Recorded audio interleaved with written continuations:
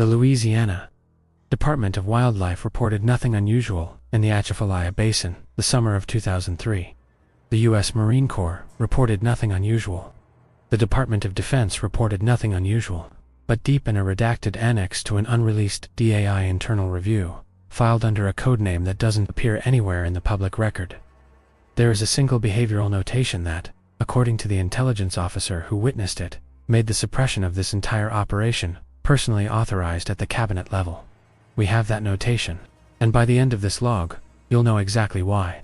The night of August 14, 2003, a tropical depression had stalled directly over the Louisiana Gulf Coast, and the storm it dragged inland had peeled every overhead light off the grid from Baton Rouge south to the Gulf. The Atchafalaya Basin went dark, in a way that only a swamp can go dark, completely, absolutely. With a weight to it that feels less like the absence of light, and more like the presence of something else. 6 personnel boarded a military spec, rigid, inflatable, at a staging point that does not appear on any Army Corps of Engineers map. The mission briefing had lasted 11 minutes.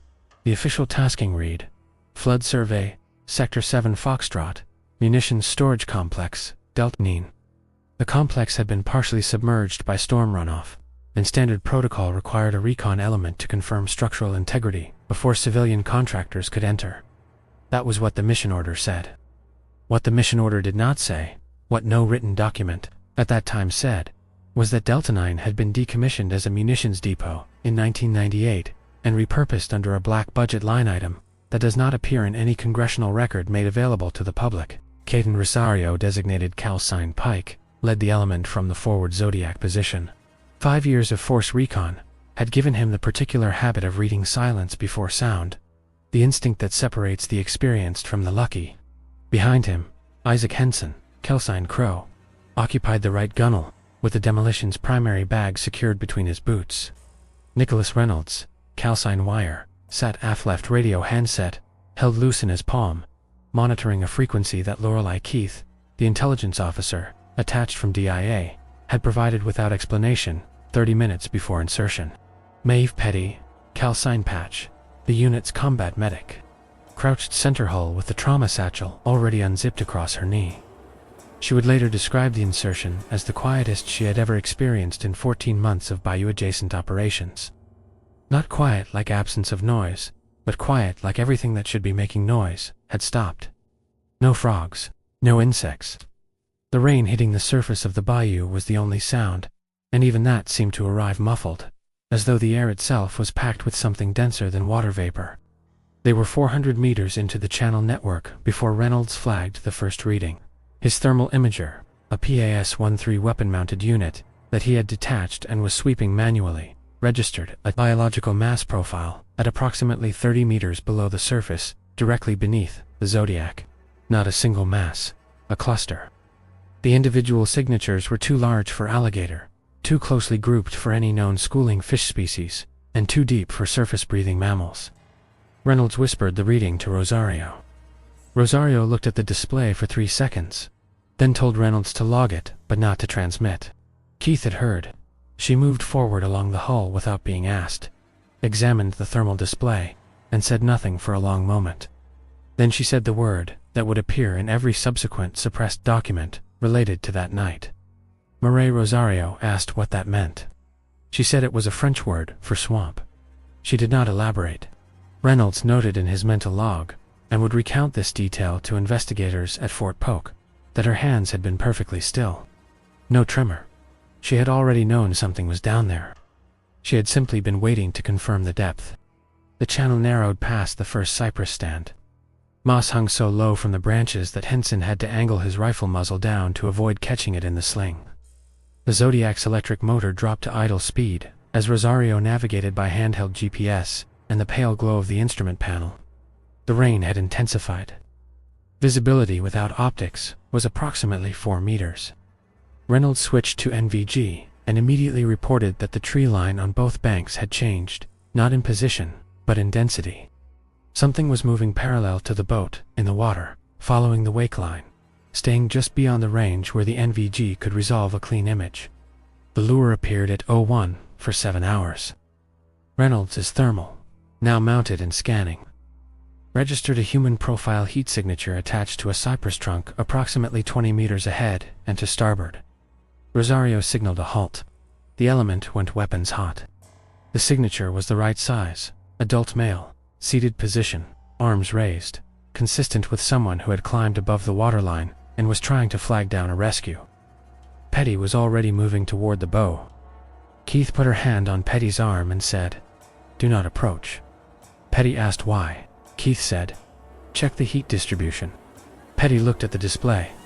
The thermal profile of a living person in a warm environment produces a specific gradient, warmest at the core, radiating outward, cooler at extremities. What was on that tree showed the inverse. Warm at the extremities, cool at the center. It was not a person. It was a constructed prop built around heat packs, dressed in clothing, shaped and positioned to trigger human rescue instinct. Rosario pulled the Zodiac hard to port. 2 seconds later, the motor hit the first cable. A submerged steel line, stretched taut between two root systems, caught the propeller shaft and killed the engine instantly. Dead in the water, no motor. No current strong enough to drift them clear. Henson moved to the stern to assess the propeller damage, while Reynolds attempted to raise base camp on the primary frequency. The frequency was occupied, not jammed, occupied by what sounded like a Marine Corps tactical brevity code, being transmitted in a pattern that was rhythmically correct, but semantically wrong. Like something had recorded the format and was replaying it without understanding the content. Reynolds killed the receive. He would describe the sound later as hearing your own voice come out of a machine that had eaten you. SABLE-ONE. Surfaced 3 meters off the port bow, at 152. It rose from the water without creating the displacement pattern a large animal should create. Like it had not moved up through the water so much as simply become present at the surface. What cleared the waterline first was the shoulder mass, then the elongated skull, then the eyes. The bioluminescence was not a flash or a flicker. It was a slow, controlled pulse, amber, deep, rhythmic, like a heartbeat made visible. It lasted 2 full seconds before intensifying. Reynolds, who had been facing aft, turned at Petty's sharp exhale and looked directly into the light source. His NVG unit whited out completely. Rosario fired 4 rounds center mass, at the position where SABLE-ONE had been. The shots connected with something. The acoustic impact sound of a round meeting resistance was unmistakable. But there was no retreat signal, no vocalization, no blood scatter that the team could identify in the darkness. The creature simply descended. The bioluminescence dimmed below the waterline, moving aft of the boat, visible as an amber smear through the black water. Henson, still working the propeller shaft at the stern, stood up and looked down at the water directly beneath him. He stepped back from the edge. He said, very quietly, "They are under the hull, plural." 3 beta signatures lit up simultaneously across the starboard gunwale. Henson engaged with the M4. Petty deployed 2 flashbang grenades into the water, and the concussive bursts drove the signatures back 30 meters on the thermal. The element used that window, 40 seconds, maybe 50, to push the Zodiac through the nearest channel break and into a shallower tributary where the depth would restrict underwater approach. Reynolds found the structure on his GPS, an elevated hunting platform, a stilt cabin built on cypress, piling 30 meters back from the main channel. The team ran the Zodiac aground and moved on foot through knee-deep water to reach it. Stay with us, because later in this log, you will hear the single behavioral notation from Keith's field report that the DIA specifically cited as the reason for its cabinet-level suppression. Not the specimen sightings, not the casualties. One documented action that SABLE-ONE took with a piece of Marine Corps equipment. That notation changes everything about what this operation actually was. The cabin had not been occupied in years. Rotted hunting magazines, a Coleman lantern with no fuel, 2 plastic chairs. Rosario barricaded the door with a wooden table, while Henson checked the structural integrity of the floor. Solid, Petty, treated. Reynolds' right hand, a laceration from the prop cable that had not been reported during the contact sequence. Keith set up at the single east-facing window with her encrypted comms unit and began transmitting on the DIA emergency channel. She was not transmitting a distress call. She was transmitting coordinates. Rosario noticed this. He asked who she was transmitting to. She said, "Asset recovery." The attack on the structure did not begin with the walls or the door. It began with the foundation. At 0219 hours, The cabin floor began to list 2 degrees to the south. Henson put his ear to the floorboards and listened. He looked up at Rosario. He said, "They are chewing through the pilings, not randomly. They were working a pattern, 2 pilings removed, 3rd left intact, maintaining a controlled angle of descent rather than a collapse. They were not trying to bring the cabin down instantly. They were sinking it slowly, precisely, into the water. The Marines were not being broken out of their shelter. They were being drowned inside it." The tactical intelligence of that decision had a specific quality that Rosario would struggle to articulate in his debriefing, in which the Fort Polk psychiatrist would ultimately classify as traumatic hypervigilance. It was not that the creatures had solved a structural problem. It was that they had understood that the Marines would not leave a fortified position voluntarily, and so they had chosen to remove the position itself. The patience of it, the geometry of it. 3 pilings, sequenced, calculated to produce a controlled southward slope that would funnel the occupants toward the water at a specific angle. It was not animal behavior. It was engineering. Keith terminated her comms transmission at 0224 and told the team that extraction had been requested but that no asset could reach Sector 7 Foxtrot before dawn given the storm ceiling. She said this with the same stillness she had maintained since insertion. Henson threw the wooden chair across the room. The floor had now listed 6 degrees. Water was seeping through the southern floorboards. Petty had the trauma bag resealed and held against her chest. Reynolds was watching the east window. The amber bioluminescence from multiple specimens was visible at the waterline outside. Slow pulsing, patient, not circling, waiting. Rosario made the breach decision at 0231. The north side of the cabin was the highest point as the structure sank, and it faced a dense stand of cypress roots that provided potential cover for movement. He assigned breach order, himself first, then Henson with the M for providing cover fire, then Petty, then Reynolds, then Keith. He did not want Keith at the rear. He wanted her where he could watch her. He had been watching her since the transmission. The door opened inward. The water outside was mid-thigh deep. The amber lights were still at the waterline to the east and south. The north approach was dark. That was the problem. SABLE-ONE dropped from the cypress canopy directly onto the Zodiac they had grounded 20 meters north. Not to destroy the boat, to block it. The Alpha landed on the hull, settled its full weight, and remained there, not moving, not charging, blocking, which meant the others were in the water to the east, and to the south, and the only direction with no biological signature was west. Open channel, deeper water, no structure. A funnel. They had been allowed to breach the cabin, so that the element would move in the one direction, where the pack could operate at full capacity. Rosario understood this, in under 2 seconds. He turned the team around. The cabin collapsed at 0238. The southern pilings gave simultaneously, and the structure went into the water at an angle that sent the marine element scrambling for the roof joists before submersion. Reynolds lost his radio pack in the fall. Henson held his M4 above the waterline. Petty grabbed Reynolds by the collar and kept his head up. Keith surfaced immediately to the east, which was wrong. She should have gone under when the south collapsed, and Rosario filed that observation into the part of his brain reserved for things he could not process until later. He would process it much later, at Fort Polk, in a room with no windows. The engagement in the water lasted less than 4 minutes, and produced the majority of the classified file's redacted content. 2 members of the team did not surface after the collapse.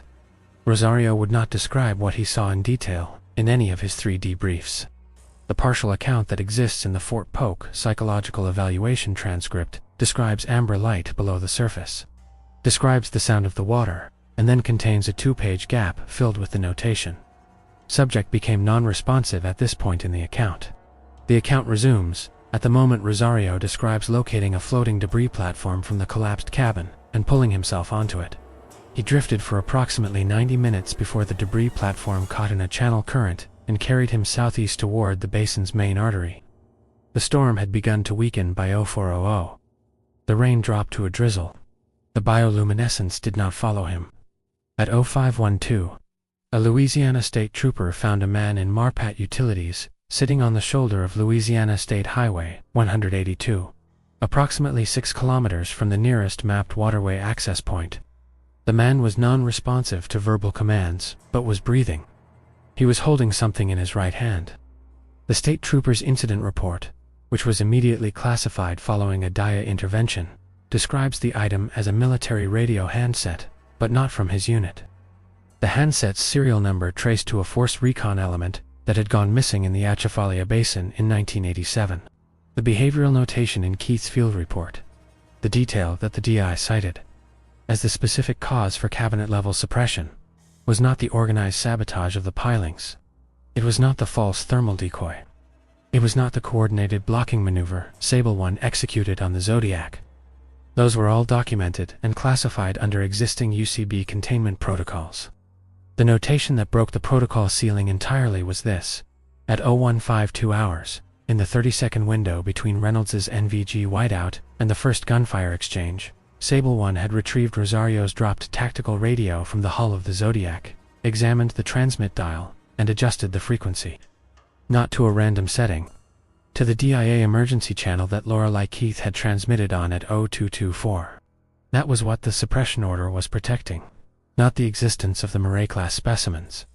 Not the casualties. The fact that SABLE-ONE had known the channel before Keith used it. Which meant one of two things, and both of them were worse than any creature encounter could be. Either the DIA emergency frequency had been compromised by biological intelligence that Unit 0 had classified as non-cognitive, or Lorelei Keith had transmitted the frequency to the pack before insertion. The DIA's internal review chose not to conclude which. The review board chairman signed the suppression order personally. The cover classification was set to a duration that expires in 2089. Kaiden Rosario was held at Fort Polk's Behavioral Health Annex for 11 weeks. The official record lists the cause as acute stress response following a classified training exercise. He was released under a non-disclosure agreement and a psychiatric monitoring protocol. 3 subsequent field agents sent to the Atchafalaya Basin to conduct follow-up surveys between 2003 and 2007 filed incomplete reports. The DIA closed the follow-up program in 2008 without explanation. The Marais-class file remains the only UCB category for entry without a corresponding containment action. In the notation column, where standard protocol requires either capture status or elimination confirmation, there are 2 words that the classified annex has never redacted, perhaps because whoever wrote them believed no one with sufficient clearance would ever read this far. The 2 words are, still active. There is no date beside them, no signature, no agency header. Just the words, sitting at the bottom of a form that was supposed to have been destroyed. You are reading this because the form wasn't. What happened in the Atchafalaya Basin in August of 2003 has no official ending. What adapted in that water? What learned from that encounter? What understood the frequency before Keith ever used it? That is not in this file. That information is in the next file. And the question the DIA has never answered, the question that has sat in that notation column since 2003, is whether the Marais-class is still in the basin, or whether it ever stayed there at all. Kaiden Rosario was discharged from the Fort Polk Behavioral Health Annex 11 weeks after the operation. He signed the non-disclosure agreement on the 43rd day of his hold, which, his evaluating psychiatrist noted, was the first time he had picked up a pen since his arrival. He never returned to active duty. The official record of Operation Blackwater does not exist in any publicly accessible military archive. The 5 other personnel who entered Sector 7 Foxtrot that night are not listed as casualties. They are not listed at all. What adapted in that water? What learned from those 6 operators? What understood a frequency it was never meant to hear? The DA closed the follow-up file in 2008 without ever answering that question. The Marais-class remains the only UCB category for entry without a confirmed containment action. Still active. No date, no signature, and no indication that what learned in the Atchafalaya Basin in 2003 stayed there. Subscribe to The World Behind Midnight to uncover the next operation before it disappears. Because some secrets are best left behind midnight.